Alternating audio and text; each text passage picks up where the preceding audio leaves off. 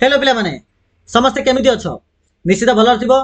तो पिला माने आज रे क्लास रे तुमरो इंग्लिश जस्मिन बहिर यूनिट 2 रो चैप्टर 1 बा आरंभ रो देखिया बेले चैप्टर 4 जार ना होची major Somnath Sharma and the battle of Badgaon.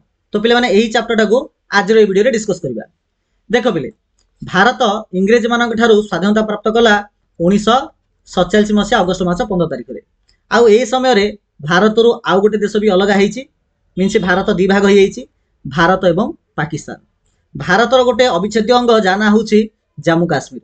Jammu Kashmir को नहीं भारत एवं पाकिस्तान मध्य 1947 मसीह ही झगड़ा होची। पाकिस्तान कहूँ जम्मू काश्मीर मोर, भारत कहूँ जम्मू काश्मीर मोर। तो घटना कौन होती ना ये पे मैंने 1947 मसीह ही कौन होती ना भारत पाकिस्तान अलग है पाकिस्तान निजर लोक मान पठाई जम्मू काश्मीर किपरि तांकर होइजिवो सेथिबे से षडयंत्र लगेई। तो यह मुकाबिला करिया पई भारत सरकार बहुत सारा आर्मी को पठेइथिले। ता भितर जने आर्मी को ना होची मेजर सोमनाथ शर्मा। तो मेजर सोमनाथ शर्मा आ तांकर सैन्य दल समस्ते मिसी एही इंग्रेज मानकर जो सैन्य दल थिले सेमानक सहित लड़ाई करथिले। आ लड़ाई करिला परे एथिरे मेजर सोमनाथ शर्मा देश जीवन मध देदेले। तो मेजर सोमनाथ शर्मा आउ तांकर आर्मी मानक संख्या मिसी पाखापाखि 90 थिला। आउ इंग्रेज माने जो माने कि आसी जम्मू काश्मीर को हत्यार करने चेष्टा करथिले सेमानक संख्या थिला 500। एही 90 लोक ए जो 500 लोकन सहित लड़ाई करथिले तो केते साहसिकतार सहित लड़ाई करथिले पिला माने एइटा को आमे ए वीडियो रे आलोचना करिबा। ठीक अछि, तो चलो अधिक डेरी करिबा नै आरंभ करिबा। देखो पिले तो पाठ को जिबा पूर्वरु किछि हमर एक्टिविटी देई ताको आमे करिबा। तो पिला माने समस्त ग्रुप रे बसिबो आउ मिसिकी एई प्रश्न रो उत्तर देबा पे चेष्टा करिवो। जेमिति एक नंबर क्वेश्चन दला what images come to you when you think of our Republic Day of January 26 parade in New Delhi. पिला माने प्रति वर्ष 26 जनवरी रे गणतांत्रिक दिवस बा रिपब्लिक डे आमे सेलिब्रेट करछे। तो से दिन नुआ दिल्ली रे मध्य सेलिब्रेशन होउची। तो नुआ दिल्ली रे जेतेबेले जनवरी 26 सेलिब्रेशन होउची तो को प्रकार पे इमेज बा को प्रकार चिंताधारा तुम मान मन में आसुअछि। तो यार आंसर में लिखिपर जे कौन लिखिपर ना सोल्जर माने मार्चिंग कर। तो 26 जनवरी तारीख दिन बा 26 जनवरी रे आर्मी माने कौन कर आर्मी अर्थ से स्थल बाहिनी जल बाहिनी और आकाश बाहिनी समस्ते मार्चिंग करती। Rows of soldiers walking together in perfect rhythm. इे आम जातीय संगीत गान चलती आउ सैन्य माने लेफ्ट राइट लेफ्ट करके जाऊे। ता सहित कलरफुल फ्लोर्स भी थाए जिमिति beautifully decorated trucks showing different state and culture. भिन्न भिन्न राज्यर जो संस्कृति परंपरा अच्छी से गुडी को कौन कराई ना ट्रक रे बा बड़ बड़ गाड़ी रे लोड कराई आउ गाड़ी जाक जाउथिबो आ साइड रे बहुत सारा लोक थिबे से जाको देखुथिबे जे को राज्य रे कोन संस्कृति परंपरा अछि। ता सहित आकाश रे प्लेन मध उड़िबो। तो jet planes flying high and making the tricolour flag with smoke. तो धुआं छाड़ी की से माने आम जो जातीय पताकार जो 3टा रंग अच्छी से गुड़ आकाश में छाड़ती आ जातीय पताका आकाश में तैयारी करती। ता सहित क्राउड्स एंड फ्लैग्स लोक मैंने गहली होकर था समस्ते चियरिंग करती जातीय पताका से उड़ाती। ठीक अच्छे। द्वितीय प्रश्न है who takes salute on this day here. 26 जनवरी रे दिल्ली रे किए सैल्यूट करे बा किए पताका उत्तोलन करे मन रखिद पे मैंने जनवरी 26 तारीख दिन राष्ट्रपति बा द प्रेसिडेंट ऑफ इंडिया पताका उत्तोलन करेंगे। आउ अगस्त 15 तारीख दिन देशर प्रधानमंत्री बा प्राइम मिनिस्टर पताका उत्तोलन करेंगे। एटा मन रखिथ। तो आंसर बताओ president of India takes the salute. Salute president of India नियंती एही 26 जनवरी। नेक्स्ट क्वेश्चन है what military weapons and machines are shown. एही 26 जनवरी रे केउ प्रकार जंत्र माने जो आर्मी माने जो जंत्रपाति व्यवहार करती जो मेसीन व्यवहार करती लड़ाई रे जहाँ को एठारे देखा जाए। तो को जाक ना बड़ बड़ टैंक्स पावरफुल आर्मी टैंक्स गुड़ एठारे देखा जाए। ता सहित large rocket and defence weapon Gudi देखा जाए। ता सहित military aircraft flying in the sky यह पे देखा जाए। ठीक अच्छे। तापर पे मैंने 3 नंबर क्वेश्चन है 3 नंबर क्वेश्चन देखिले आमे देखिए आमे माने सेकंड नंबर क्वेश्चन प्रथम what bravery awards are given to our soldiers on this day. पे मैंने 26 जनवरी तारीख दिन बहुत सारा सोल्जर मान को बहुत सारा एवार्ड दि जाए। तो क्यों कौन प्रकार एवार्ड दि जाए देख। तो सोल्जर्स आर गिवन सोल्जर मान को दि जाए गैलेंट्री अवार्ड्स फॉर देयर ब्रेवेरी जो जो सोल्जर माने किसी साहसिकतार काम करथिबे सेमानकु गैलेंट्री अवार्ड दिया जाए। The main one given on this day are तो को प्रकार गैलेंट्री अवार्ड दिया जाए अशोक चक्र कीर्ति चक्र सूर्य चक्र एमि सब उपाधि गुड़िक दिया जाए। परवर्ती प्रश्न है हु रिसीव्स दिज अवार्ड ये जो अवार्ड गुड़ी किए रिसीव करती the brave soldiers themselves receive them जो साहसी सैनिक मैंने थे से मैंने निजे आसी यही अवार्ड गुड़ी को रिसीव करती। आउ जदि कौन सैनिक जदि मरी जाइथिबो आमे मरी जाइथिबो शब्द तो व्यवहार करबानी देश पई निज जीवन त्याग कर देथिबो तो if a soldier lost their life while fighting देश पई लड़िबा समय जदि से निजर जीवन त्याग कर देथिबो तेबे सेमानकर जो फैमिली मेंबर्स थिबे जिमिति तांकर स्त्री हेई पारे किंबा तांकर पेरेंट्स हेई पारंती किंबा तांकर छुआ भी हेई पारंती तो से माने ए अवार्ड को रिसीव करंती।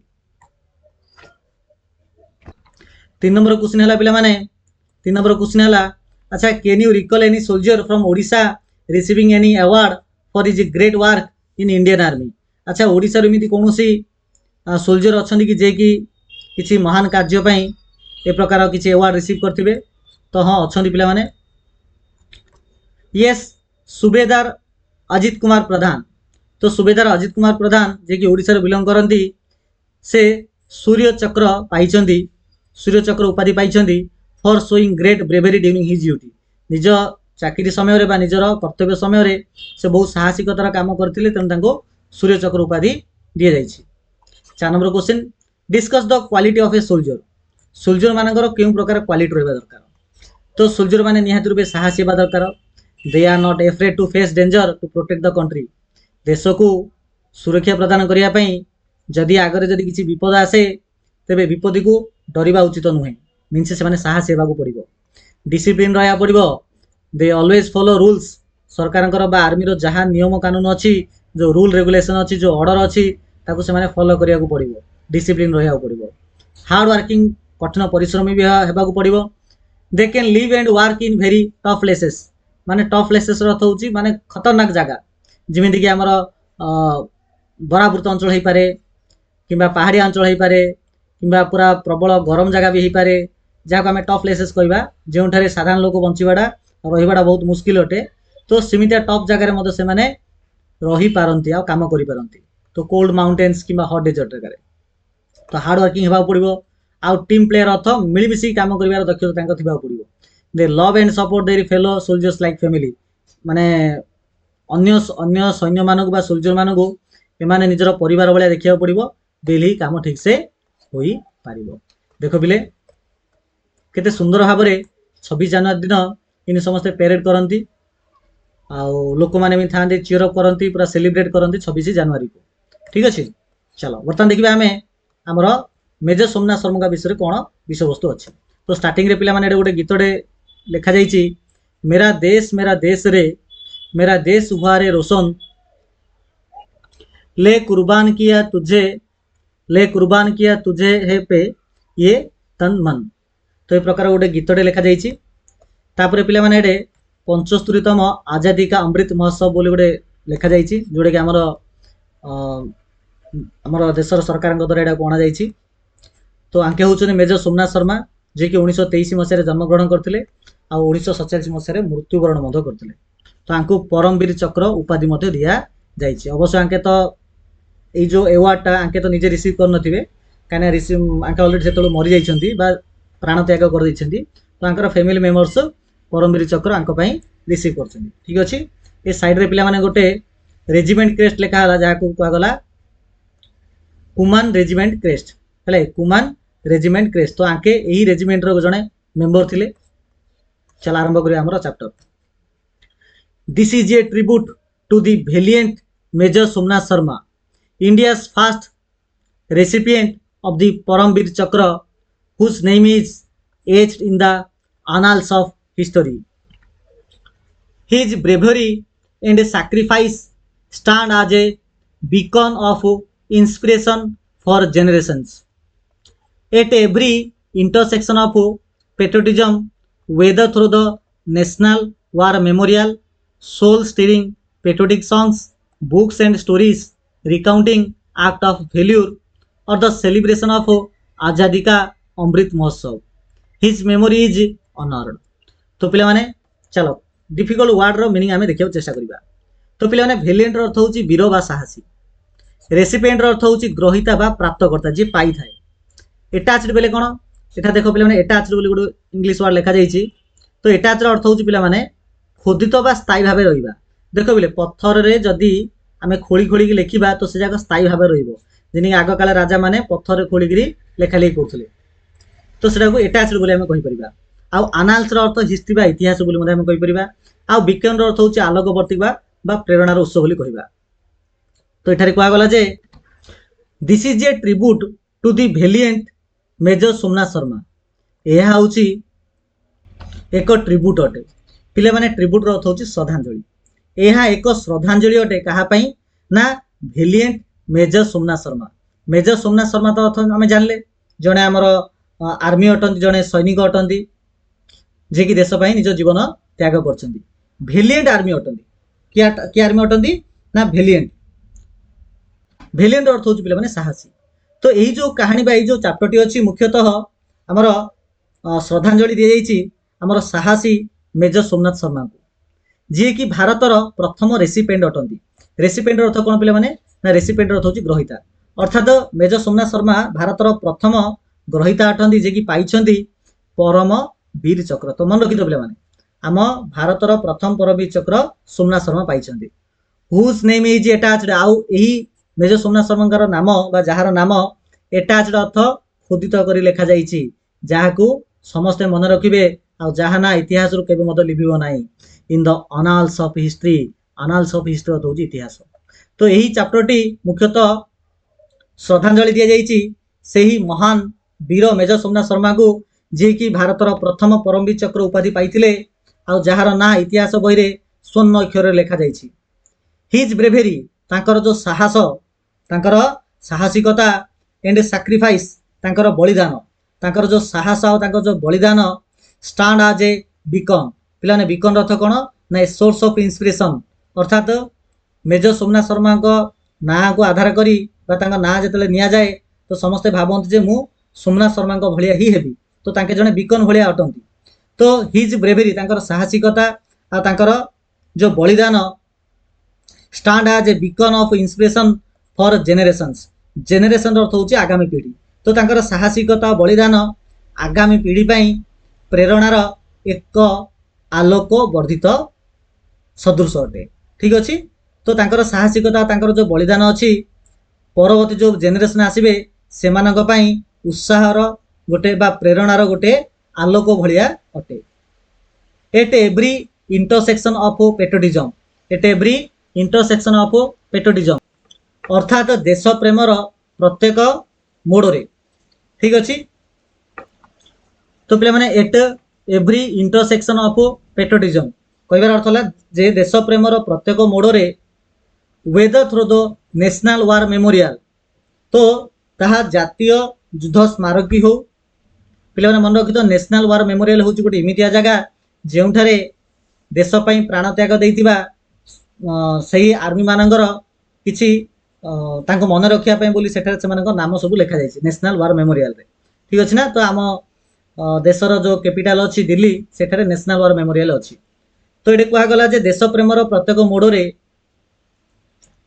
एही माने हमर आर्मी मानको मन रखिया पई जो नेशनल वार मेमोरियल हो किंबा सोल स्टीरिंग पेट्रियोटिक सॉन्ग किंबा जातीय संगीत बा देशात्मबोधक संगीत गायकी हो नले बही एवं स्टोरी, बही एवं गल्प बही हो जो थरे एमानक विषय रे लेखा जाइथिबो बा जेउ बही बा जेउ स्टोरी बुक रे एमानक विषय रे वर्णना कर जाइथिबो एमानक विषय रे कोन वर्णना कर हाइथिबो ना भैल्यूर वर्णना कर हाइथिबो। पिलाना भैल्यूर अर्थ होची साहस। तो ही जो आर्मी माने जेते साहसिकपूर्ण काम करिसंती ता विषय रे वर्णना कर हाइथिबो।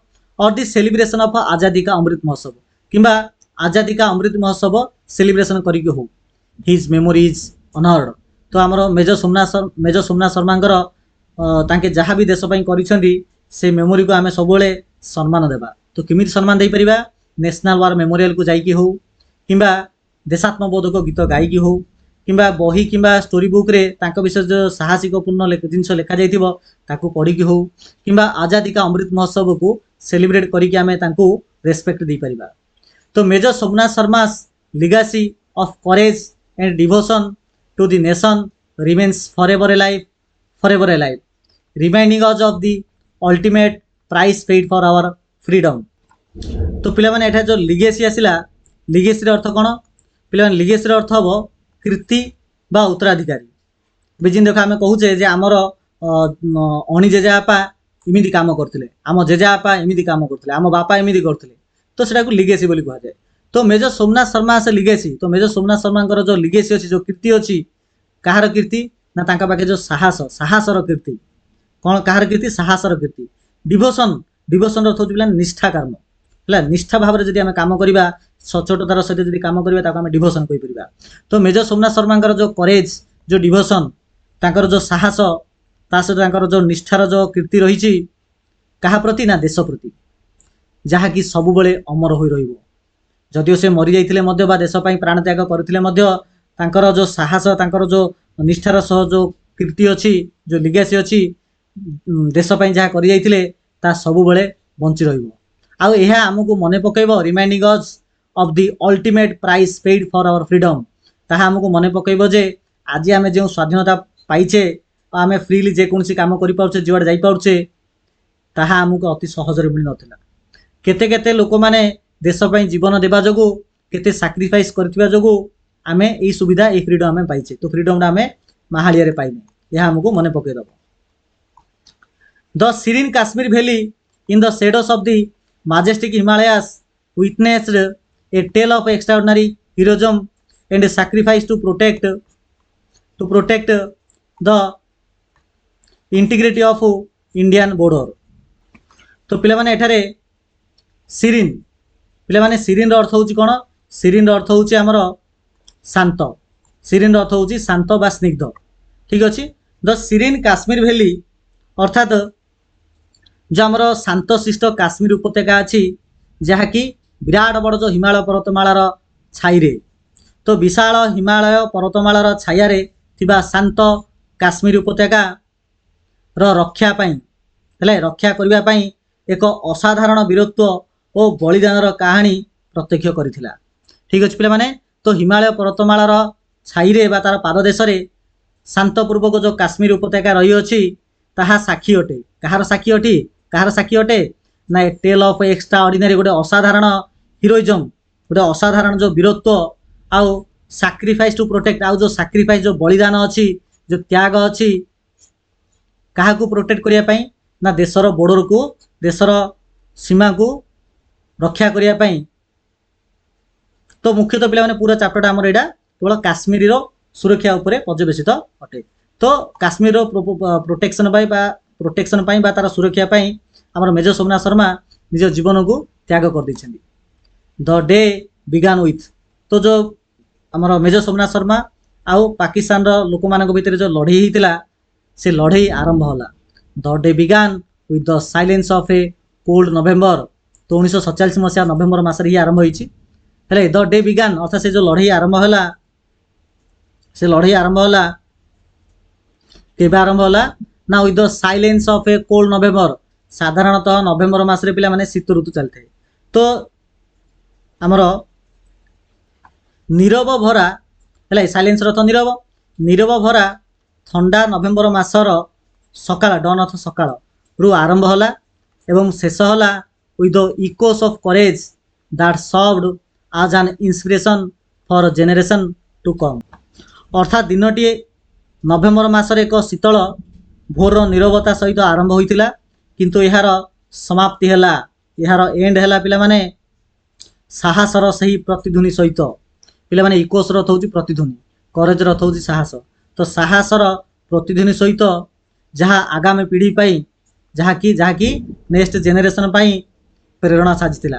तो सही लड़ई रे मेजर सोमनाथ शर्मा जो साहसर सह जो लड़ई करथिले जदिओ शेष में निजर जीवन भी त्याग कर दैछन्ति किंतु तांकर जो साहस सेठार देखैथिले ताहा सही पर्वतमाला रे सही उपत्यकार एवं मध्य कौन होची ना प्रतिध्वनित होची जहाँकि वर्तमान जो पीढ़ी अच्छा से इन्स्पिरेशन दौची प्रेरणा दौची जे जदि आम आर्मी हेबा तो से प्रकार आर्मी हेबा बोली।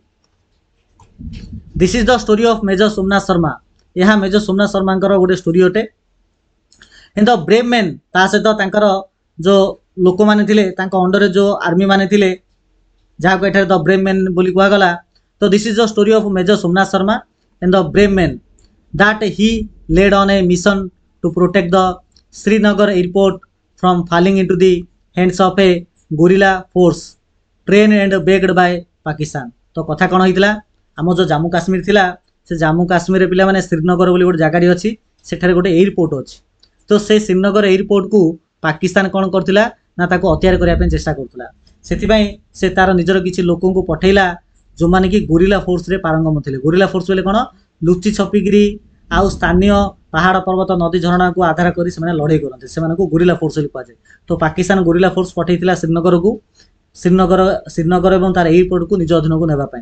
किंतु आम जो मेजर सोमनाथ शर्मा तांकर जो लोक थिले प्राय 90 जन से समस्ते यही लोक मान जो गोरिल्ला फोर्स सहित लड़ाई कले एवं श्रीनगर एयरपोर्ट को सुरक्षा प्रदान करते बुझे पे मैंने।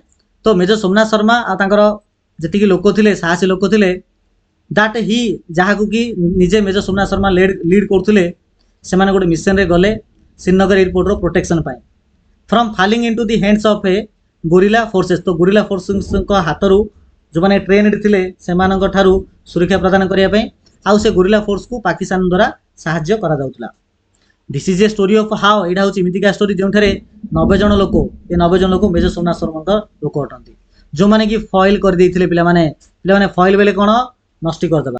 देख पिले फॉइल अर्थ हूँ व्यर्थ करवा जो मैंने कि व्यर्थ कर देइथिले द प्लान ऑफ सम 500 इनफिल्ट्रेटर क्या कहबा ना घुसपेटी मानू इनफिल्ट्रेटर कहबा मीन्स जो मैंने कि आम देश को बिना परमिशन रे आम मान को क्षति पहुँचापी मन इच्छा पलि आसती से इनफिल्ट्रेटर बोली कहबा।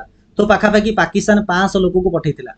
तो this is a story of how यहाँ हूँ इमितिया स्टोरी जो भारतर 90 जन लोक 90 जन आर्मी यही जो 500 लोकर जो योजना थिला जो प्लान थिला ताकू से माने भंडूर करदेले ताकू फॉइल करदेले। आउ यही 500 लोक चाहूले टू कैप्चर श्रीनगर को कैप्चर करने चाहूले एंड द काश्मीर वैली पूरा काश्मीर उपत्यका को निज अधीन को नापी चाहूले।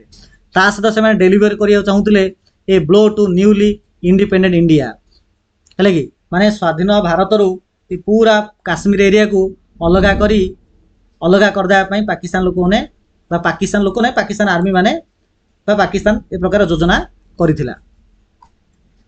The events that led to the battle of Budgam started. तो आमर जो चैप्टर ना हूँ कौन major Somnath Sharma and the battle of Budgam. तो बडगाम बेले कौन ना बडगाम हूँ पे आमर जो श्रीनगर अच्छी श्रीनगर पाखे गोटे गाँ ना हूँ बडगाम। तो बडगाम रे पे एक्चुअली से लड़ाईटा होता। The event that led to the battle of Badgam जो घटनाटा एठारे घटनार अर्थ हूँ लड़ाई। The events that led to the battle of Badgam जो लड़ाई बैटल ऑफ बडगाम ना प्रसिद्ध अटे से लड़ाईटा पे आमर एक्चुअली आरंभ होता अगस्ट 1947 मसीहा अगस्ट मस आरंभ हो जिते आम देश स्वाधीनता प्राप्ति है आ भारत ठारू पाकिस्तान अलग है। तो व्हेन पाकिस्तान लॉन्च आउ 1947 अगस्ट मसरे पाकिस्तान कौन लॉन्च करछि कौन गोटे आरंभ करछि ना ऑपरेशन गुलमार्ग। तो पाकिस्तान ऑपरेशन गुलमार्ग आरंभ करथिला कौन पई ना से ऑपरेशन गुलमार्ग रो उद्देश्य थिला टू एनेक्स अर्थ हूँ निज अधीन को नहीं जावा काश्मीर वैली को निज अधीन को नेबा पई पाकिस्तान ऑपरेशन गुलमार्ग आरंभ करथिला। This was in violation of an existing agreement with Hari Singh. तो घटना कौन होता पिला माने जिते भारत पाकिस्तान अलग है तो जम्मू काश्मीर को नहीं भारत पाकिस्तान भितर जिते गोटे झगड़ा होता जे प्रकृत में काश्मीर क्या पाखे रहिबो। तो काश्मीर राजा थिले हरि सिंह काश्मीर राजा थिले हरि सिंह। तो हरि सिंह पाकिस्तान सहित गोटे एग्रीमेंट करथिले जे काश्मीर भारत सहित मिसिबो से पाकिस्तान सहित मिसिबो नहीं बोली गोटे एग्रीमेंट होइतिला। तो दिस वाज इन वायोलेशन किंतु पाकिस्तान कौन कला से एग्रीमेंट रे सिग्नेचर करला पर मध्य से एग्रीमेंट रो नियम गुडी को से मानिला नहीं। तो दिस वाज इन वायोलेशन अर्थ हूँ नियम को खंडन करबा नियम को मानिबा नहीं। तो पाकिस्तान जेहेतु काश्मीर ऊपर बा श्रीनगर ऊपर अटैक कला मीन्स से नियम को उल्लंघन करिछि। तो यहाँ वायोलेशन थिला of an existing agreement existing अर्थ हूँ रही एग्रीमेंट अर्थ हूँ चुक्तिनामा। तो हरि सिंह द्वारा गोटे चुक्तिनामा होता पाकिस्तान सहित आउ हरि सिंह होउचंदी महाराजा ऑफ जम्मू एंड काश्मीर रो तांके राजा थिले। Who had a committed Pakistan not to attack the state. आउ जो एग्रीमेंट लिखा जाइथिला जे पाकिस्तान केबे मध्य काश्मीर को अटैक करिवो नाही, किंतु पाकिस्तान से कथा को मानिला नाही। हाउएवर से जहा होना काहेकि instead of honouring the commitment the Pakistani army trained and equipped around 1000 invaders who possessed deep knowledge of mountain passes and the local terrain to enter Kashmir and take control of strategic locations including the Srinagar airport. तो से जहाँ भी होना कहीं तो पाकिस्तान प्रकृत में से कमिटमेंट को से जो एग्रीमेंट को ऑनरिंग करवा कथा रेस्पेक्ट देवा कथा, किंतु ताहा न करिकी ता परिवर्ते कौन कला ना पाकिस्तान आर्मी प्रशिक्षण देला आउ अस्त्र शस्त्र मत देला पाखापाखि 1000 लोकं को सेमानंको एठारे इन्वेंडर बोली कहगला। इन्वेंडर अर्थ कौन ना ताको इनफिल्ट्रेटर बोली मध्य कहि परिबा, जोडे कि हम पूर्व देखिथिले जो माने कि घुसपेटिया बोली हिंदी रे कहआ जाए, जो माने कि आम देश भीतर को प्रवेश करिबा आम देश रे विशृंखला सृष्टि करिवे। तो पाखापाखि 1000 लोक को ट्रेनिंग देला आ तांको दिके अस्त्र शस्त्र मध्य पाकिस्तान देला। हु पोजेस्ड आउ सही 1000 लोकंको पाखरे थिला कोन थिला ना गभीर नॉलेज थिला कहार, जेतु पिला माने हम जम्मू काश्मीर रे पहाड़ पर्वत अछि तो पहाड़ पर्वत रो को जगह देखि जाई हबो, को जगह दे शीघ्र जाई हबो, सुरक्षित रूपे जाई कि आसी हबो।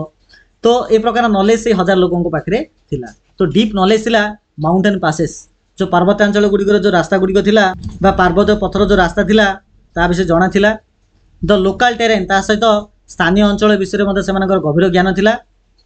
And take control of strategy location एवं आ ए सब नॉलेज को आधार करी से माने काश्मीर रे प्रवेश करी काश्मीर रे थिबा गुरुत्वपूर्ण स्थान गुड़ी को निज नियंत्रण को नेबा थिला तांकर मुख्य उद्देश्य। ठीक अच्छे, तो काश्मीर को एंट्री करेंगे आउ take control of strategic location Kashmir थिबा भल भल लोकेशन भल भल जगह गुड़िक जमीन कि श्रीनगर एयरपोर्ट। तो श्रीनगर एयरपोर्ट भी गोटे स्ट्रेटेजी लोकेशन अटे। जदि श्रीनगर एयरपोर्ट को जदि निज अधीन को निया हो तेज काश्मीर को पूरा शासन करवाटा सुविधा रहिबो। तो से पाकिस्तान यही एयरपोर्ट को निज अधीन को नापी चाहूला। The ultimate goal of their plan was आउ पाकिस्तान प्रकृत में शेष उद्देश्य थिला जे to engineer a revolt in Kashmir. Kashmir रे गोटे प्रकार विद्रोह सृष्टि करवा गोटे प्रकार झगड़ा सृष्टि करवा थिला पाकिस्तान मुख्य उद्देश्य। तो सेमानकर योजनार चूड़ांत लक्ष्य थिला काश्मीर एक विद्रोह सृष्टि करवा एंड ओवरथ्रो द गवर्नमेंट। पिला माने ओवरथ्रो बेले कोन ना ओवरथ्रो अर्थ होची सरकार को हटई देबा, अर्थात जो सरकार अछन तांको बाहर करदा को ओवरथ्रो लिखा जाए। तो काश्मीर रे रिवोल्ट कराबो विद्रोह कराबो आ ओवरथ्रो द गवर्नमेंट को बाहर कर दिया जिवो एंड टेरिटोरी अर्थ एडे काश्मीर को ही टेरिटोरी कहला। तो आउ सही टेरिटोरी को बा सी जगह को निज अधीन को निया हिजबो। इफ दे हेड सक्सीड जदि से माने सफल ही थांदे जदि पाकिस्तान सफल ही थांदा तेबे दे हेव अलाउड देम तो से माने निज निजे अलाउ करि थांदे काउन ना स्ट्रेटेजिक माउंटेन पासेस जो बढ़िया बढ़िया बा भल भल जो पर्वतीय पथ गुड़ी अच्छी ताकू से माने निज कंट्रोल को नहीं थांदे, शुंग गुड़ी को मत निज कंट्रोल को नहीं थांदे है कि ता सहित नदी गुड़ी को निज नियंत्रण को नहीं था। तो घटना हूँ पिला माने 22 अक्टोबर। तो ऑन 22 अक्टोबर 1947 मसीहा 22 अक्टोबर रे ऑपरेशन गुलमार्ग वाज लॉन्च्ड। तो ऑपरेशन गुलमार्ग लॉन्च करागला पाकिस्तान द्वारा एंड दीज इनफिल्ट्रेटर्स आ जो घुसबेटिया माने जो माने कि बिना परमिशन रे एंट्री करती तो यही इनफिल्ट्रेटर माने काश्मीर को अटैक कले इन्वेड करवा हूँ अटैक कले जमी काश्मीर को अटैक कले 22 अक्टोबर रे which led to the princely state becoming. तापर प्रिंसिल स्टेट रे का कहला पिला माने ना जम्मू काश्मीर को एठारे प्रिंसिल स्टेट बोली कहला।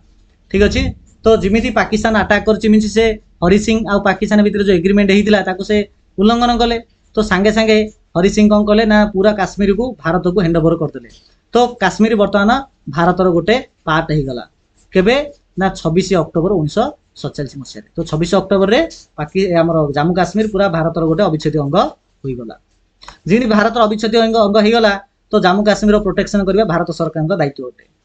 तो इन रेस्पॉन्स टू दिस इन्वाजन ये जो आक्रमण होता जम्मू काश्मीर रे पाकिस्तान द्वारा यार रेस्पॉन्स रे the government of India Bharat सरकार सेंट इट्स ट्रूप तो सैनिक तो निजर सैनिक मान पठेले टू डिफेंड प्रतिरक्षा करने कहार ना काश्मीर लोक मानकर आउ भारतर बोर्डर भारतर सीमारेखा आ काश्मीर लोक मानकर प्रतिरक्षा भारत सरकार निजर आर्मी मान पठेले केबे पठेले ना 27 अक्टोबर 1947 मसीह पठेले a contingent of troops posted to Jammu and Kashmir.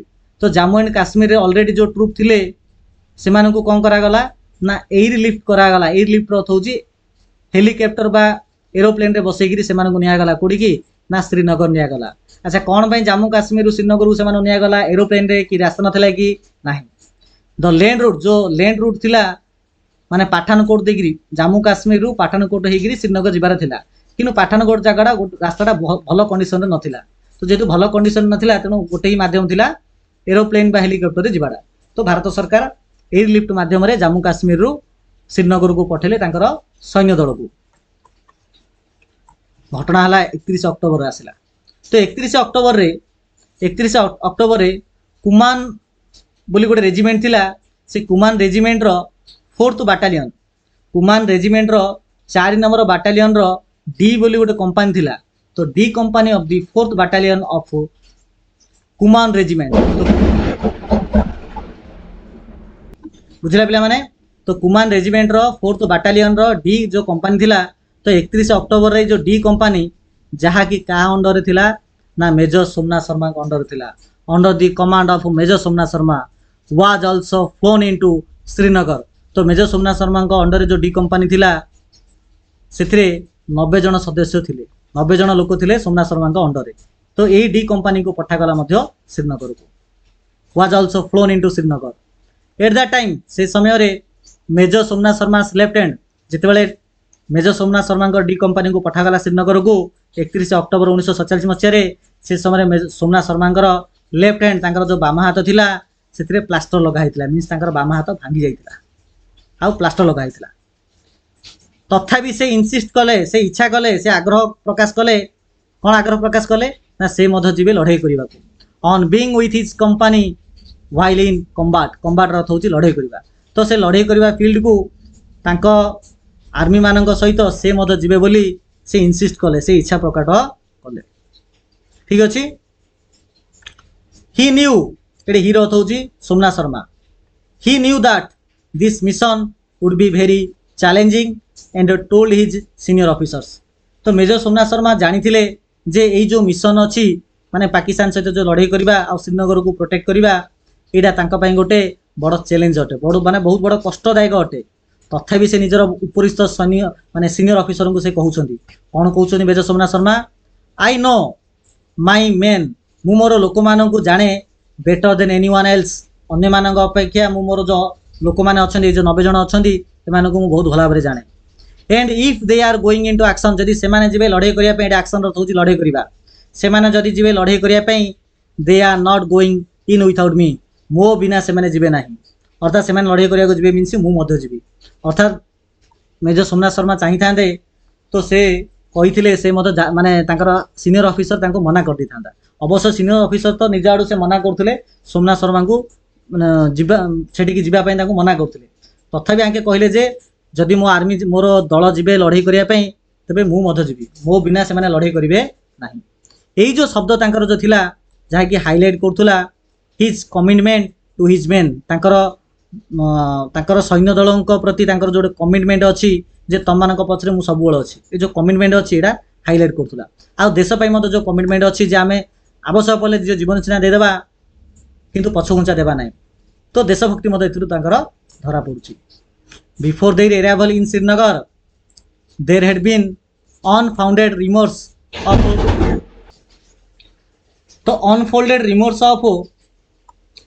tribal movement towards the village of Badgaon, less than 5 kilometers away from the Srinagar airport. The village was on a higher altitude than the airfield, and access was through the village.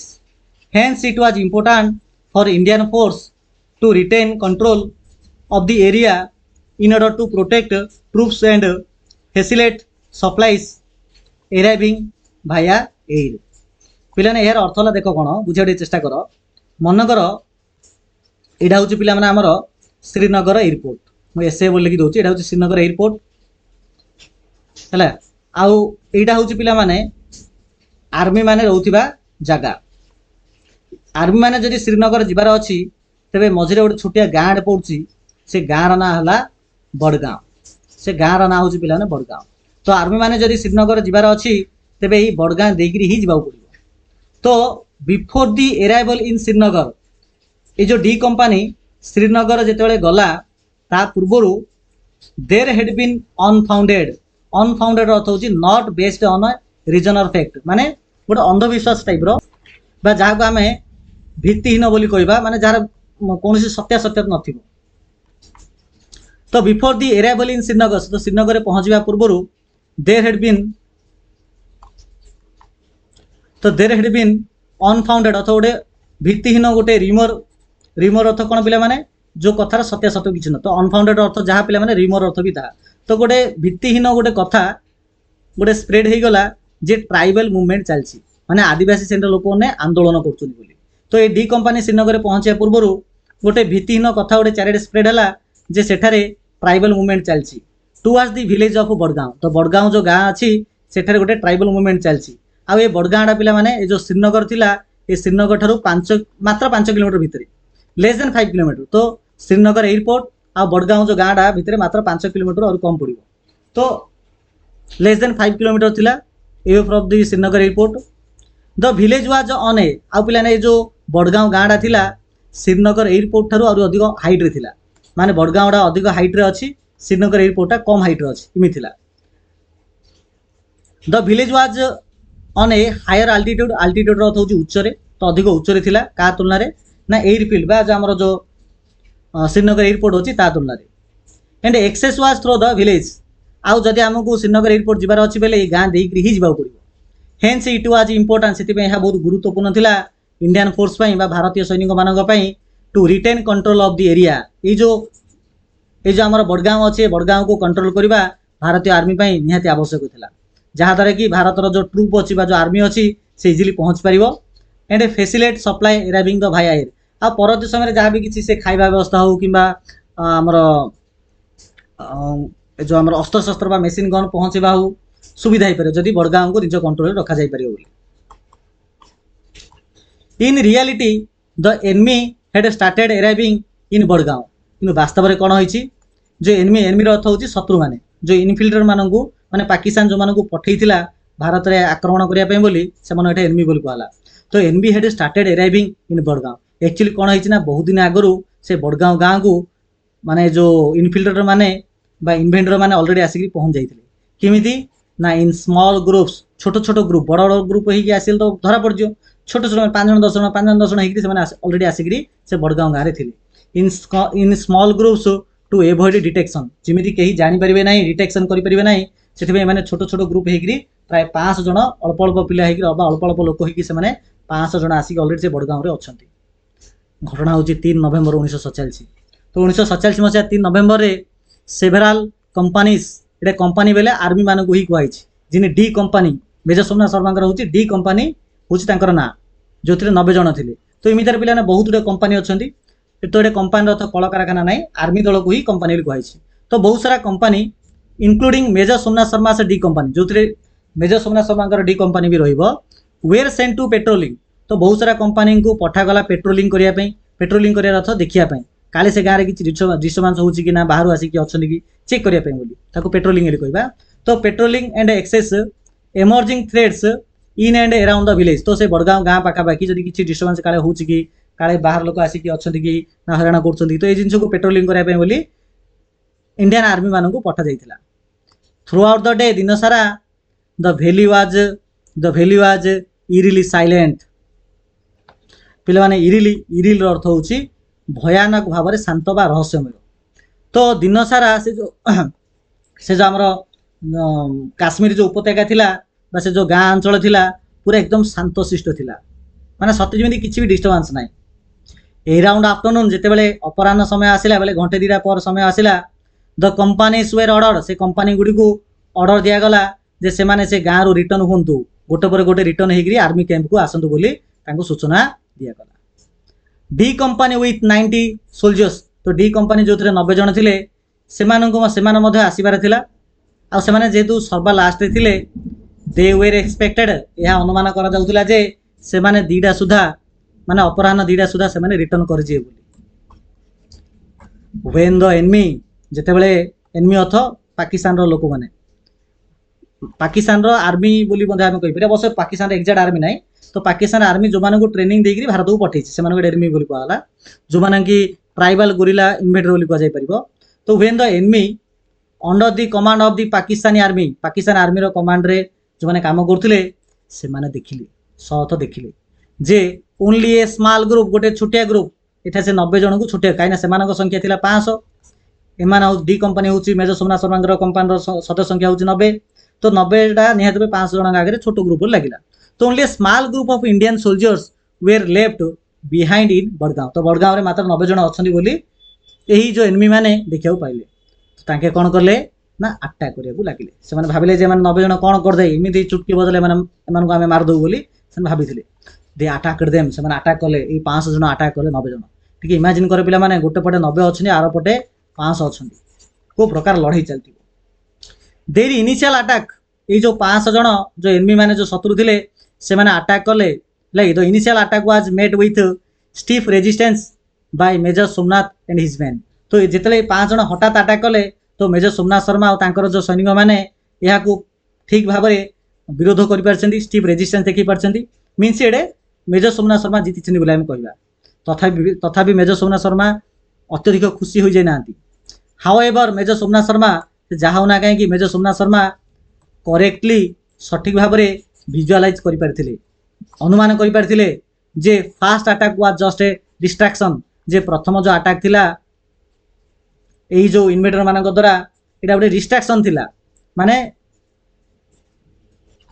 ध्यान भ्रष्ट कर गोटे मध्यम थिला तो ठीक भाव में मेजर सोमनाथ शर्मा अनुमान कर ये जो प्रथम अटैकटी होती प्रथम आक्रमणटी केवल ध्यान भ्रष्ट करने सर्टली अर्थात कि समय पर सर्टली देर आफ्टर कि समय पर a major attack came from another side तो जमी मेजर सोमनाथ शर्मा अनुमान करते जेटा गोटे स्टार्टिंग अटैकटा थिला आमको डिस्ट्रैक्शन करने ध्यान भ्रष्ट करने आउ मेजर सोमनाथ शर्मा पूरा रेडी होते आउ गोपाल अटैक हम बोली तो सतसतिका कि समय पर अन्य दिग आड़ू अटैक यही 90 जन ऊपर बाय देन ताहापर major Somnath Sharma and his 90 soldiers major Somnath Sharma और 90 जन सदस्य वेयर फेस कले अबाउट 500 इन्वेडर्स 500 जन सहित से सम्मुखीन हेले के जन सहित ना 500 जन सहित से सम्मुखीन हेले the Pakistani invaders sought to capture the Srinagar Pakistani invader माने थिले जो 5 जन थिले एमानकर उद्देश्य थिला शॉट टू रथु उद्देश्य थिला एमानकर उद्देश्य थिला कोन ना श्रीनगर एयरफील्ड को कैप्चर करबा एमानकर उद्देश्य थिला एंड इट्स सराउंडिंग एरिया तो श्रीनगर एयरपोर्ट आ श्रीनगर एयरपोर्ट चारिपटे जेतिक अंचल अच्छे ताकू निज अधीन को नेबा थिला एमानकर उद्देश्य इट वाज क्लियर यह निश्चिंत थिला जे यह कोन थिला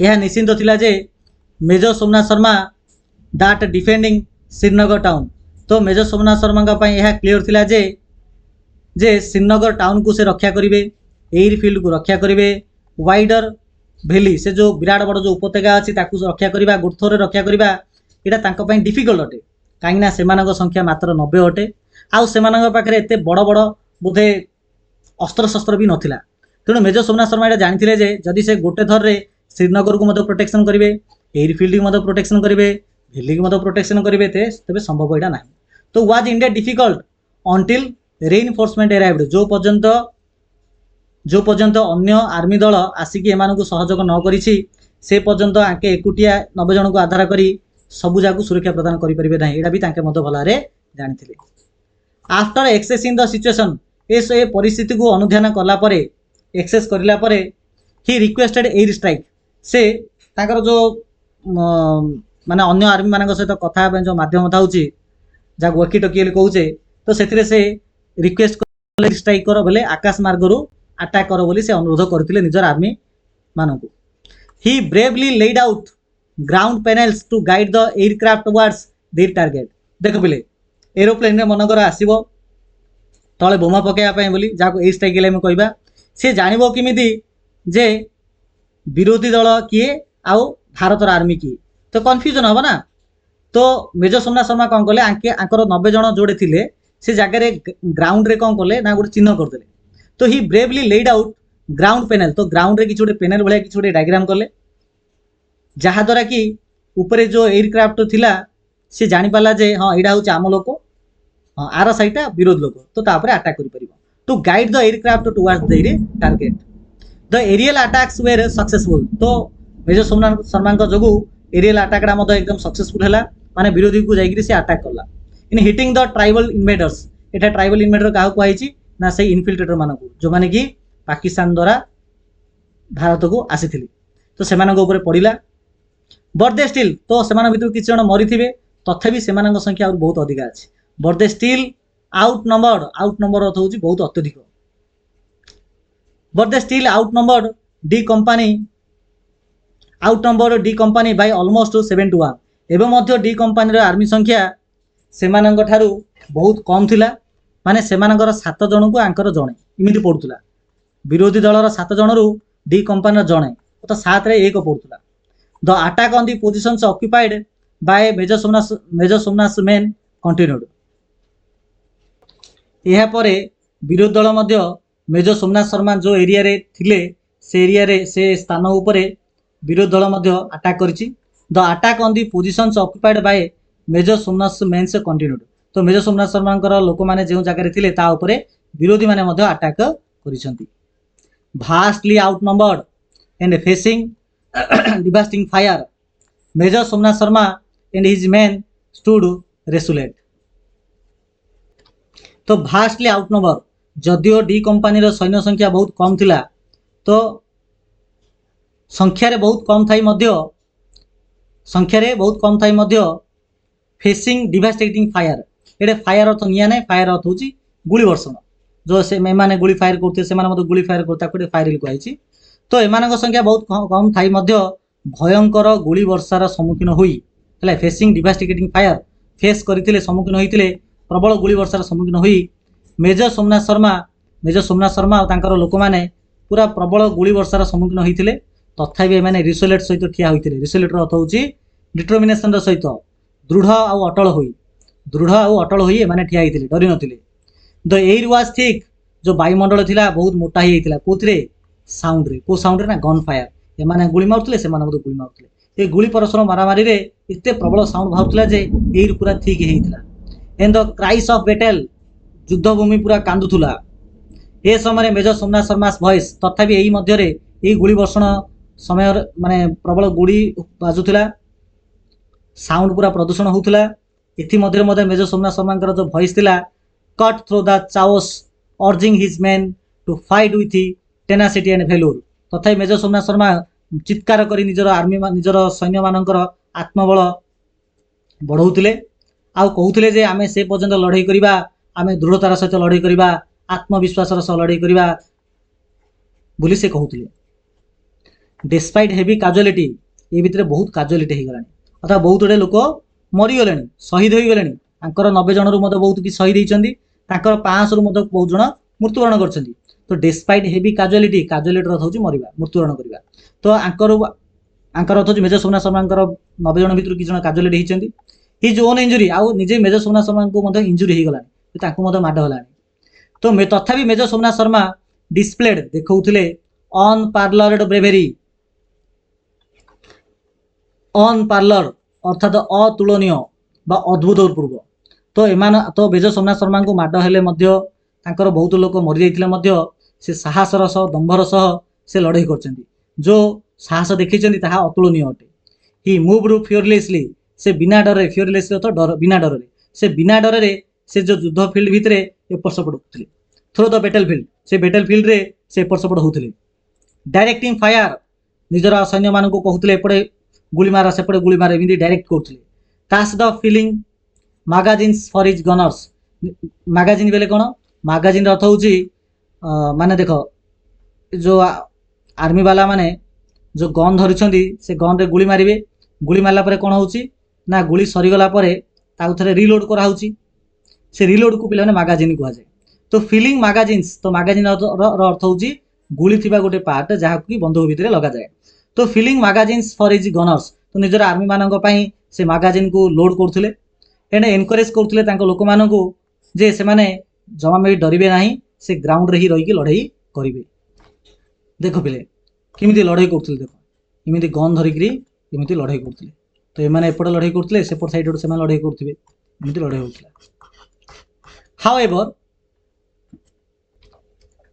हाउएवर आज द बेटल प्रोग्रेस से जहाँ भी हो जिते लड़ाई समयटा जिते बीती बीती गला D company began running out running out अर्थ हूँ एमानकर गुली शेष हो गला तो D company began running out of ammunition अर्थ हूँ अस्त्र शस्त्र आंका पाखे जहाँ बुलेट थिला जहाँ एक्सप्लोजिव थिला ता संख्या मत कमी कमी गला व्हेन मेजर सोमनाथ शर्मा इनफर्मड एक कथा नहीं कि मेजर सोमनाथ शर्मा तांकर वॉकी टॉकी माध्यम निजर उपरिस्थ अधिकारी को विषय जनइछन्ती इनफॉर्म करिछन्ती ब्रिगेड हेडक्वार्टर को से जनइछन्ती या विषय जे तांको पाखरे जहाँ भी किसी गुली बंदूक अच्छी ता सब सरसरी आसिलानी he was asked to pull back तो तांकर उपरिस्थ अधिकारी मेजर सोमनाथ शर्मा को कहिले जे ठीक अछि तुम पाखे जदि नाही बेले तमे आ लड़ाई करन पछकु पळि आस तो तांको कहला पछकु पळि आसे पई कुहा गला aware of the gravity of the situation अच्छा जेहेतु युद्ध फील्ड रे मेजर सोमनाथ शर्मा अच्छा तांकर उपरिस्थ अधिकारी नाहांती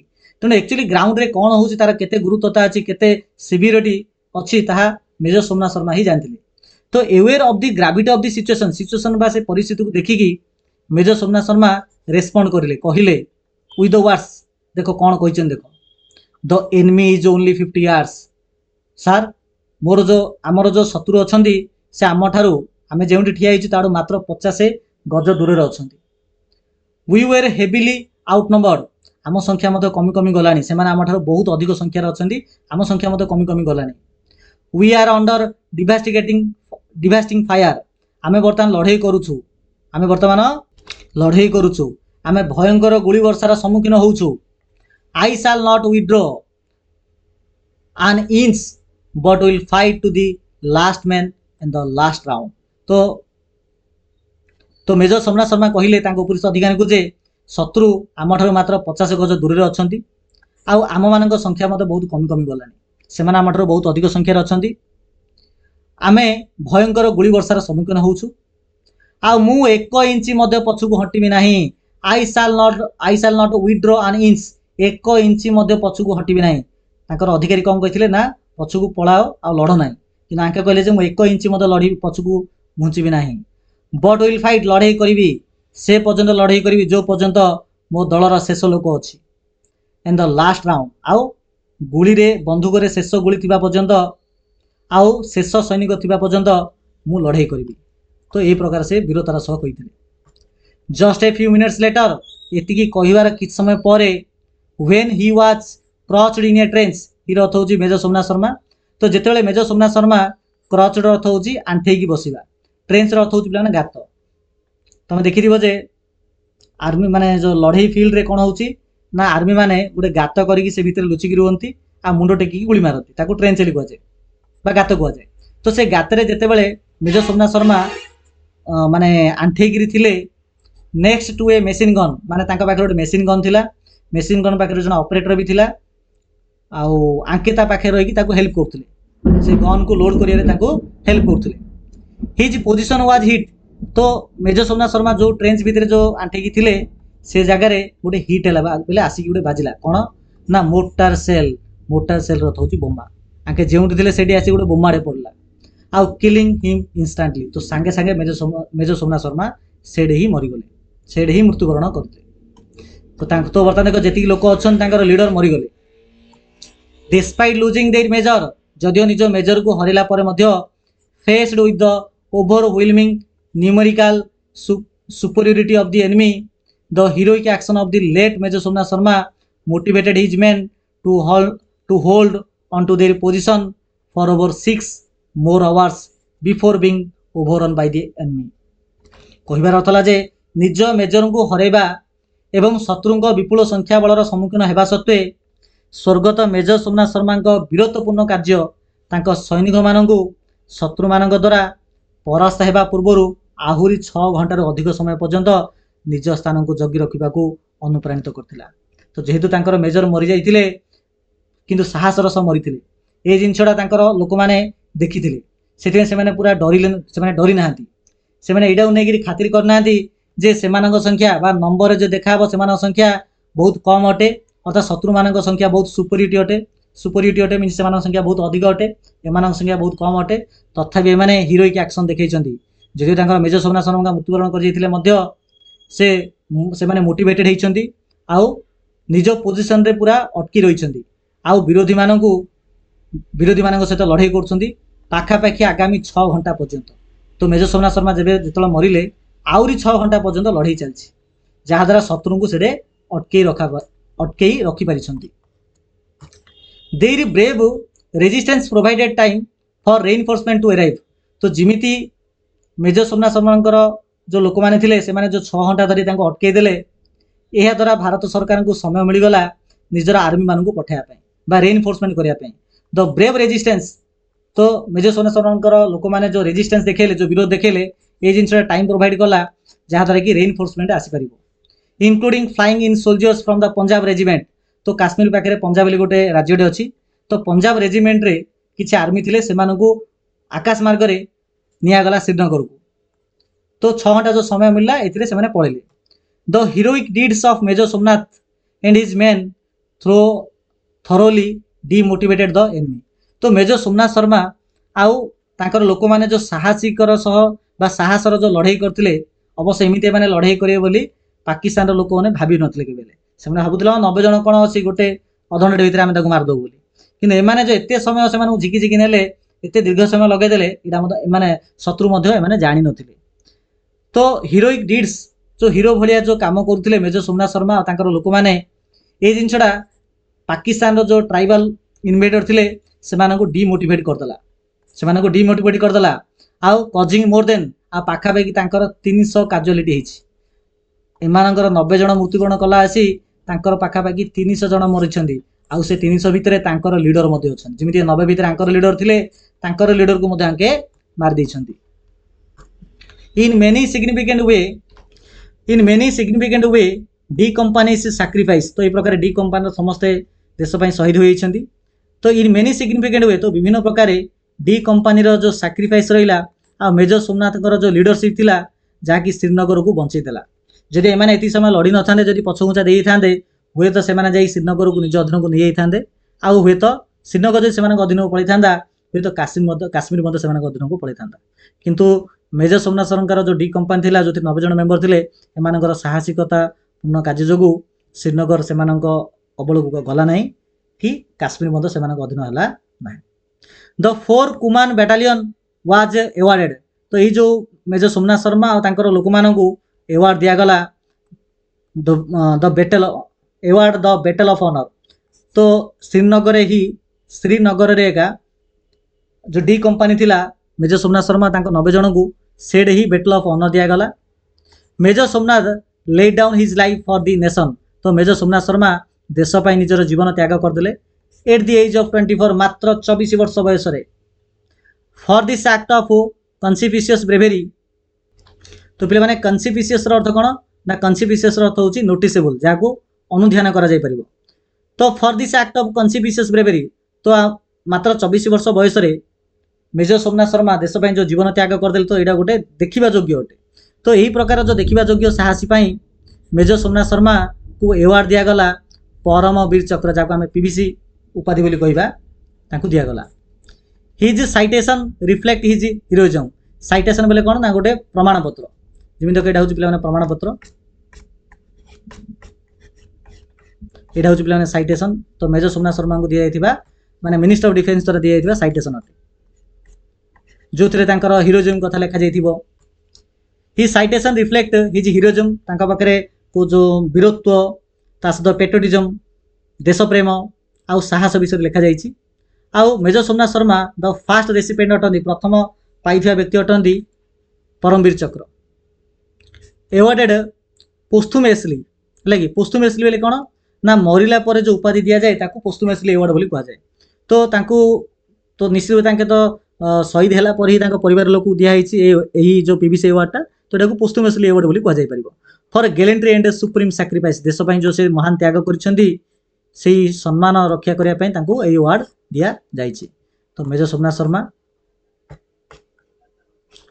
तो कुमान रेजिमेंट से बिलोंग करते तो पे बर्तमान सुधा आम देखिले वी हैव डेलीवर्ड आम ए पर्यटन आम आलोचना कले বা ଗଭୀର ଭାବରେ ଅନୁଧ୍ୟାନ କଲେ ଡେଲିଭେଟ୍ ଅର୍ଥ ହେଉଛି ପିଲାମାନେ ଅନୁଧ୍ୟାନ କରିବା ଯେ ହାଉ ଦ ଇଭେଣ୍ଟସ୍ ଅନ୍ 3 ନଭେମ୍ବର 1947 1947 ମସିହା 3 ନଭେମ୍ବରରେ କ'ଣ ଘଟିଥିଲା ତାକୁ ଆମେ ଦେଖିଲେ ନାଇଁ କି।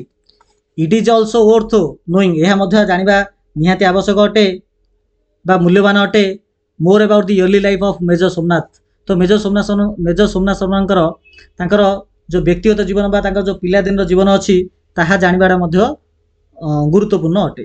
ଠିକ୍ ଅଛି। ତ ମେଜର ସୋମନାଥଙ୍କର ଯେଉଁ ପ୍ରାରମ୍ଭିକ ଜୀବନ ଯେଉଁ ରହିଛି the events that led him to make the ultimate sacrifice for the nation ଆଉ କେଉଁ କାରଣ ଯୋଗୁଁ ତାଙ୍କ ଭିତରେ ଦେଶ ପାଇଁ ସାକ୍ରିଫାଇସ୍ କରିବାର ଯେଉଁ ଆତ୍ମବଳ ଆସିଛି ତାହା ମଧ୍ୟ ଜାଣିବା ନିହାତି ଆବଶ୍ୟକ ଯାହାଦ୍ୱାରା ଆମ ପାଇଁ ଏହା ଏକ ପ୍ରଶଂସନୀୟ ଘଟଣା ହୋଇପାରିବ।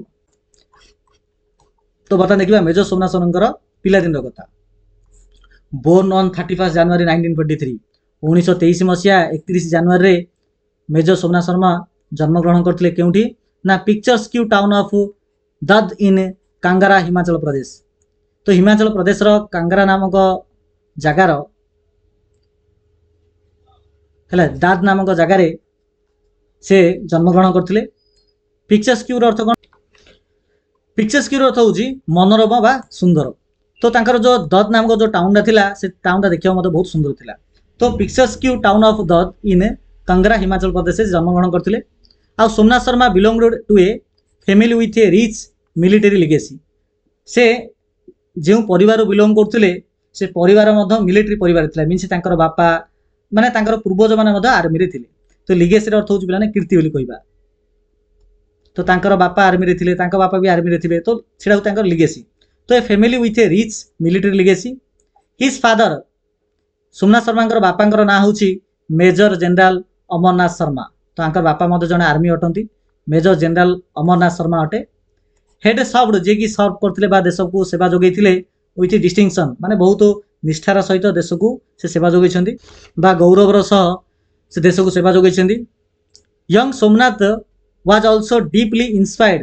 ତ ମେଜର ସୋମନାଥ ମଧ୍ୟ ପିଲାବେଳରୁ ହିଁ ପ୍ରଭାବିତ ହୋଇଥିଲେ କାହା ଦ୍ୱାରା ନା ମହାଭାରତ ଷ୍ଟୋରି ଦ୍ୱାରା। ତ ମହାଭାରତରେ ଯେଉଁ ବି ଜିନିଷ ଗୁଡ଼ିକ ରହିଅଛି ତ ମହାଭାରତର ଯେଉଁ ବୀରତ୍ୱପୂର୍ଣ୍ଣ ଗାଥା ରହିଅଛି ସେଇ କଥା ଶୁଣିକି ସେ ମଧ୍ୟ ବହୁତ ପ୍ରଭାବିତ ହୋଇଥିଲେ। ଆଉ ମହାଭାରତ ବିଷୟରେ ତାଙ୍କୁ କିଏ କହୁଥିଲେ ନା ଇମ୍ପାର୍ଟେଡ୍ ଟୁ ହିମ୍ ବାଏ ହିଜ୍ ଗ୍ରାଣ୍ଡଫାଦର। ଜେଜେବାପାଙ୍କ ଦ୍ୱାରା ତାଙ୍କୁ ମହାଭାରତ ବିଷୟରେ କୁହାଯାଉଥିଲା। ତ ତାହା ଦ୍ୱାରା ମଧ୍ୟ ସେ ବହୁତ ପ୍ରଭାବିତ ହୋଇଥିଲେ। From his early education at the Sherwood College Nainital. ତାଙ୍କର ପାଠପଢ଼ା କେଉଁ ଜାଗାରୁ ଆରମ୍ଭ ହେଲା ନା ନୈନିତାଲରେ ଥିବା ଶେରଉଡ୍ କଲେଜରୁ ତାଙ୍କର ଆରମ୍ଭ ହୋଇଛି ଇୟର୍ଲି ଏଜୁକେସନ୍। ଆଉ କୋଉଠି ଯାଇକି ଶେଷ ହୋଇଛି ନା to his rigorous training at the Royal Military College. ଆଉ ସାଦୃଷ୍ଟ ତ ସାଦୃଷ୍ଟ ନାମକ ଜାଗାରେ ଯେଉଁ ରୟାଲ ମିଲିଟାରୀ କଲେଜ ଅଛି ସେଠାରେ ସେ ଆର୍ମିର ଟ୍ରେନିଂ ମଧ୍ୟ ସେ ପାଇଛନ୍ତି। ତ ପିଲାବେଳର ସ୍କୁଲ ତାଙ୍କ ଆରମ୍ଭ କରିଛନ୍ତି ଶେରଉଡ୍ କଲେଜରୁ ଯେଉଁଟା ନୈନିତାଲରେ ଅଛି। ଆଉ ରିଗୋରିୟସ୍ ଟ୍ରେନିଂ ପୁରା କଷ୍ଟ ଟ୍ରେନିଂ ସେ ପାଇଛନ୍ତି ରୟାଲ ମିଲିଟାରୀ କଲେଜ ସାଦୃଷ୍ଟ। ତ major Somnath Sharma life was a testament. ତ ମେଜର ସୋମନାଥ ଶର୍ମାଙ୍କର ଯେଉଁ ଜୀବନଟା ଥିଲା ଗୋଟେ ଷ୍ଟ୍ରଙ୍ଗ ଏଭିଡେନ୍ସ ଅଟେ। ଟେଷ୍ଟାମେଣ୍ଟର ଅର୍ଥ ହେଉଛି ପ୍ରମାଣ ବା ସାକ୍ଷ୍ୟ ବୋଲି ଆମେ କହିବା। ତ ତାଙ୍କର ଜୀବନଟା ଗୋଟେ ସାକ୍ଷୀ ଭଳିଆ କାମ କରିବ ଅନ୍ୟମାନଙ୍କ ପାଇଁ, କାହିଁକିନା ସେ ବହୁତ ଡିସିପ୍ଲିନ୍ ରହୁଥିଲେ, ପୁରା ଡେଡିକେସନର ସହିତ ରହୁଥିଲେ। ତ ଏଇଟା ଅନ୍ୟମାନଙ୍କ ପାଇଁ ଗୋଟେ ପ୍ରମାଣ ସ୍ୱରୂପ କାମ ଦେବ। Commissioned into the 8th battalion 90th Hyderabad regiment in 1942। ତ ପ୍ରଥମେ ସେ 1942 ମସିହାରେ ଆର୍ମି ହିସାବରେ ନିଯୁକ୍ତି ହୋଇଥିଲେ। ତ 90th ହାଇଦ୍ରାବାଦ ରେଜିମେଣ୍ଟର 8ମ ବାଟାଲିୟନରେ ସେ ନିଯୁକ୍ତି ପାଇଥିଲେ। ଆଉ ହି ସର୍ଭଡ୍ ୱିଥ୍ ଦ ଡିଷ୍ଟିଂସନ୍। ସେ ପୁରା ମାନେ ଭଲ ଭାବରେ ସେ କାମ କରିଥିଲେ ଡ୍ୟୁରିଂ ୱାର୍ଲଡ ୱାର୍ 2 ମାନେ ଦ୍ୱିତୀୟ ବିଶ୍ୱଯୁଦ୍ଧ ଯେତେବେଳେ ଚାଲିଥିଲା ସେ ସମୟରେ ସେ ଦେଶ ପାଇଁ ବହୁତ ଭଲ କାମ କରିଛନ୍ତି।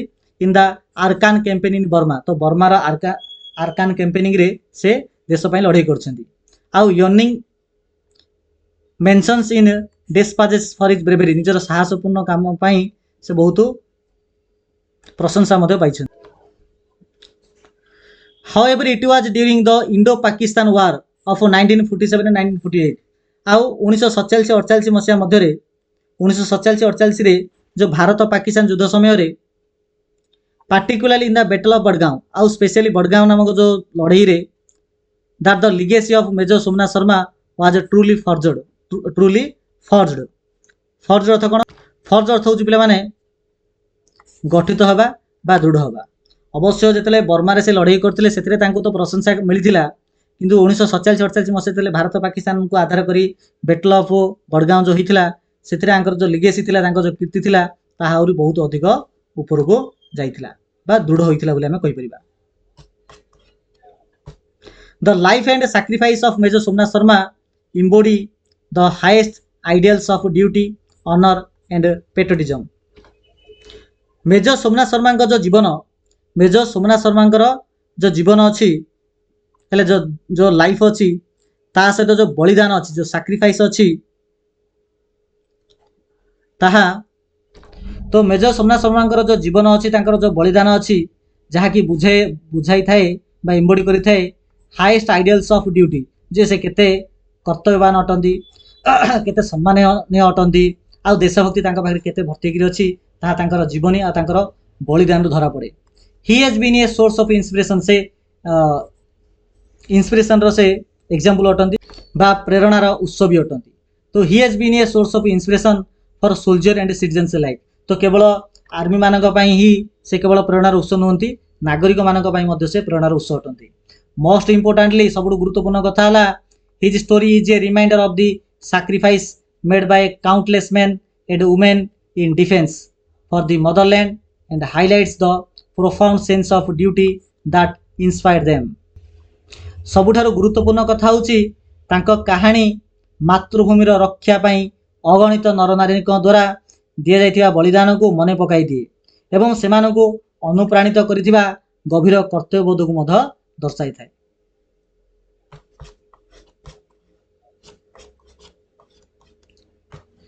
In the quiet of the Kashmir Valley, where the echoes of D Company's battle with the infiltrators have long since faded, the story of Major Somnath Sharma remains a beacon of courage and sacrifice।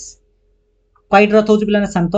तो in the quiet of the Kashmir Valley, तो सही लड़ाई पर काश्मीर भैली रे पूरा शांत परिवेश स्प्रेड हो जाइछि। तो काश्मीर उपत्यकार शांत परिवेश रे where the echoes of D Company's battle with infiltrator have long since faded। तो मोटामोटी रूपे कहबार अर्थ है जे काश्मीर उपत्यकार शांत परिवेश रे जेउठारे अनुप्रवेशकारी मानक सह डी कंपानी युद्ध रो प्रतिध्वनि बहु पूर्वर मिलई गलानी। कहीं एबा लड़ाई होइछि कि लड़ाई तो होइतला 1947 मसीहा नवेम्बर मासरे एबे तो लड़ाई नाही। तो से लड़ाई रो चिन्ह वर्ण एबा नाही। तथापि मेजर सोमनाथ शर्मा जो स्टोरी अच्छी जहाँकि गोटे बीकन भलिया बा गोटे आलोक भलिया काम करे साहसर आ सैक्रिफाइस रो।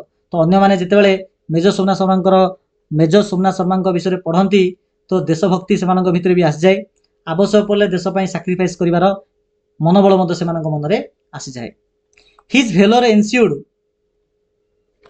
भेलोर अर्थ होची वीरत्व।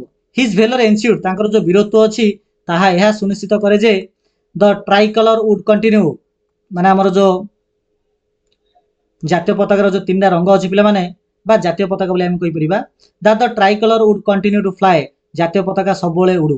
तो तांकर साहस यह इनश्योर कर देथिला जे जातीय पताका सब उड़ीब श्रीनगर अर्थात श्रीनगर भारत गोटे पार्ट होइकी रहिबो।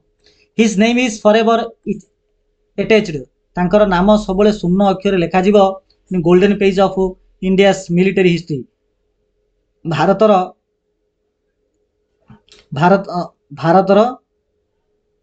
तो भारतीय सामरिक इतिहासर स्वर्णिम पृष्ठरे सदा सर्वदा तांकर नाम लेखा हुई रहिबो। The life and legacy of major Somnath Sharma stands as a poignant reminder of the price of freedom. Poignant अर्थ होची इमोशनल एंड सैड। जदियो आमे जितले मेजर सोमनाथ शर्मा कथा मन पकोचे आमको बहुत खुशी भी लगुच जे से देश पई लड़ाई करथिले आ दुख भी लगुच जे से मृत्युवरण कर देथिले। The life and legacy of major Somnath Sharma तो मेजर सोमनाथ शर्मा जो जीवनी अच्छी आ जो कीर्ति अच्छी ताहा आम पई गोटे पोइग्नेंट अटे। आमको इमोशनल भी करे दिए आमको दुखी मध्य करे दिए आउ आमको मन पकाई दिए of the price of freedom जे आमे स्वाधीनता जो पाइचे ताहार मूल्य केते अटे and the enduring spirit of those who fought to protect it आउ जो माने देश पई लड़ाई करछंदी ताहार मूल्य मध्य आमको बुझे दिए। हिज स्टोरी तांकर जो स्टोरीटा marked by selfless and bravery जे कि माने तांका पाखे स्वार्थता किसी नथिला साहसी थिले अर्थात स्वार्थहीनता आउ साहसिकतार ठीक अच्छी। तो his story marked by selfless means स्वार्थहीनता एवं ब्रेवरी साहसिकतार परिपूर्ण थिला विल कंटिन्यू जहाँकि कंटिन्यू करिवो जहाँकि रहिबो टू इंस्पायर माने प्रेरणा देबाकू आ गाइड करबाकू परवर्ती पीढ़ी मानक तो परवर्ती पीढ़ी मानक आंकर जो निस्वार्थपरता आ जो साहसिकता ताहा प्रेरणा दब आ यह एनश्योर कराइबो यह निश्चिंत कराइबो जे तांकर sacrifice is never to be forgetted तांकर सैक्रिफाइस को केबे मद आमे भूली परिबा नाही हिज नेम इज अटैच्ड तांकर नाम को खोदित कर रखा जाइछि on the honour wall of the national war memorial तांकर नाम खोदित करी लेखा जाइछि देखो तो मेजर सोमनाथ शर्मा तो ए प्रकार एडा होछि पिला माने हमरो नेशनल वार मेमोरियल रे इमिति लेखा जाइछि तांकर नाम को तो honoured wall with name of brave hearts at the national war memorial एडा होछि मेडल ऑफ ऑनर आ लास्ट को पिला माने हमरो एही साहसी न हमरो जो लड़े आर्मी माने अछंती जो माने देश पई शहीद होइछंती तो से मानक पई हमरो गीत मधे लेखा जाइछि ठीक अछि तो पिला माने ए प्रकार हम ए चैप्टर को पूरा एठी कंप्लीट करिले यार परवर्ती वीडियो रे पिला माने यार जो क्वेश्चन आंसर अछि ताको हम डिस्कस करिबा तो एही वीडियो रो एंड स्क्रीन रे आई कार्ड और डिस्क्रिप्शन बॉक्स रे तार लिंक थिबो सेटा क्लिक करि देखि परिबो ठीक अछि तो चलो वीडियो को एठी हम एंड करिबा पिला माने समस्त थैंक यू सो मच।